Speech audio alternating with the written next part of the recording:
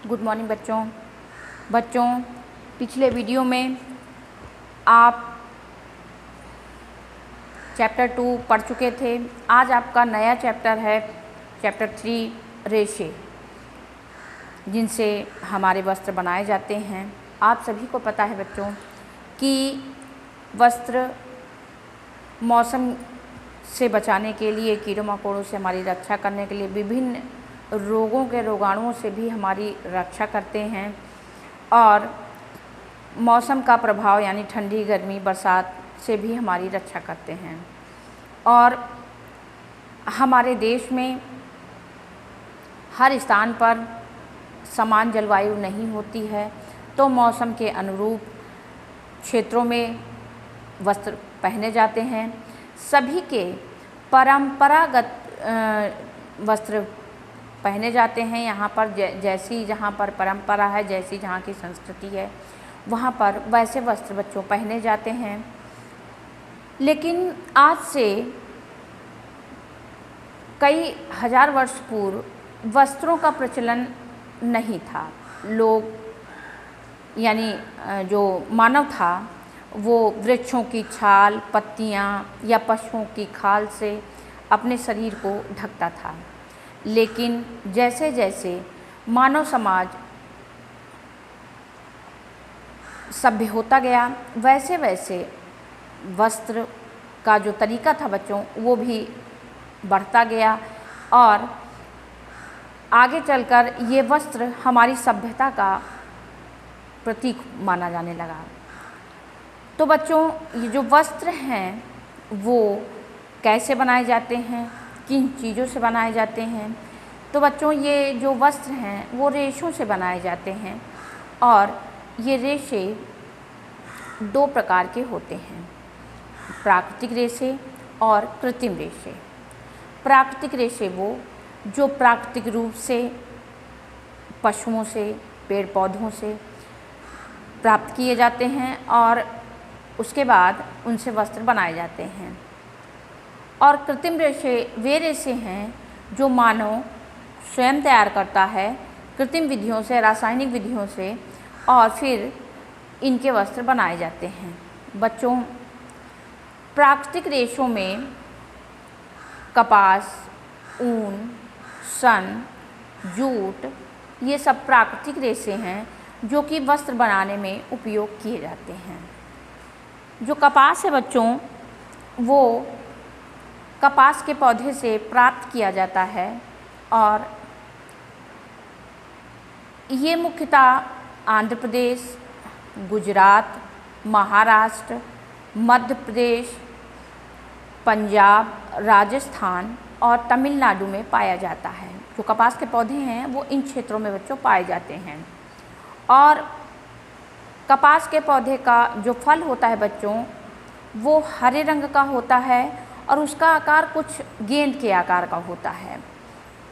और तो चूँकि इसका आकार गेंद की तरह होता है इसीलिए इसको कपास की बॉल कहा जाता है। और इसके अंदर बहुत से बीज होते हैं जो कपास के रेशों से ढके होते हैं।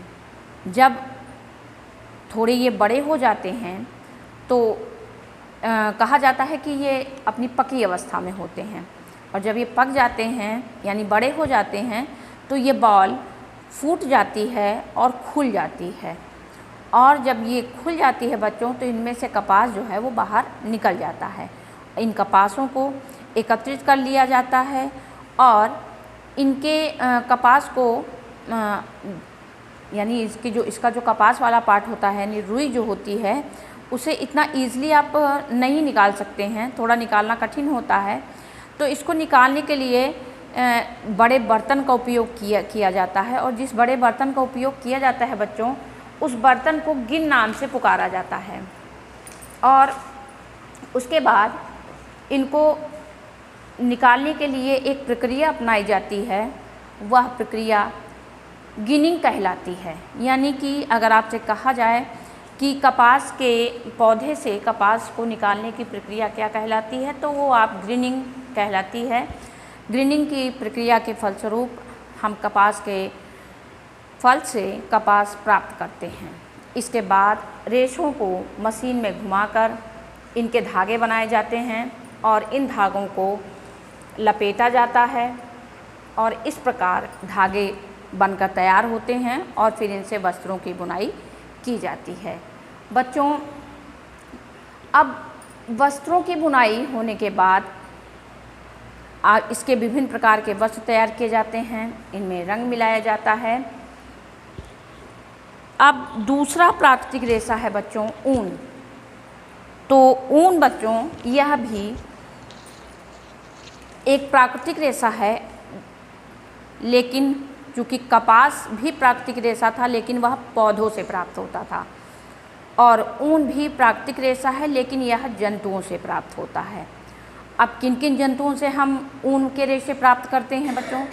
तो भेड़, बकरी, ऊँट और यही 3 जानवर ऐसे हैं जिनके बालों से ऊन बनाई जाती है।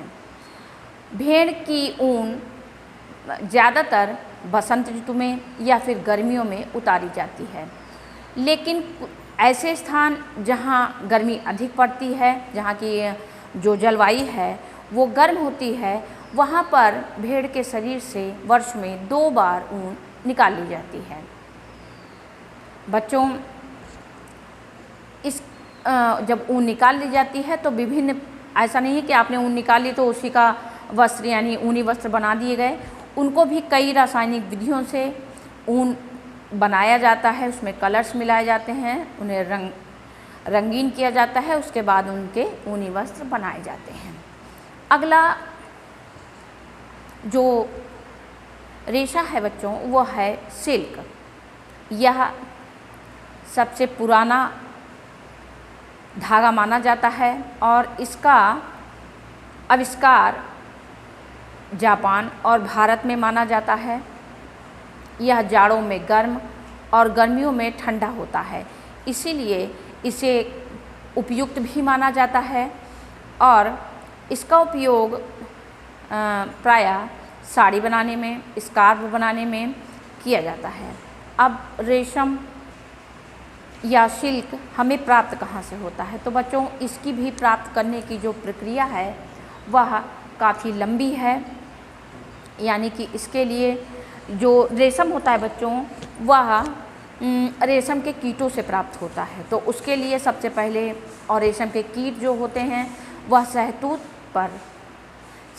पर पाए जाते हैं, तो इसके लिए पूरी एक प्रक्रिया का पालन करना पड़ता है। शहतूत के पेड़ पर रेशम के कीटों का पोषण किया जाता है और उसके बाद उनको जब उनसे रेशम प्राप्त होता है, रेशम के जो रेशे होते हैं वह प्राप्त होते हैं और उसके बाद उनके धागे बनाए जाते हैं और फिर वस्त्र तैयार किए जाते हैं। तो बच्चों, आज आपने जाना कि जो वस्त्रों के रेशे होते हैं वह मुख्यतः 2 प्रकार के होते हैं, प्राकृतिक रेशे और कृत्रिम रेशे।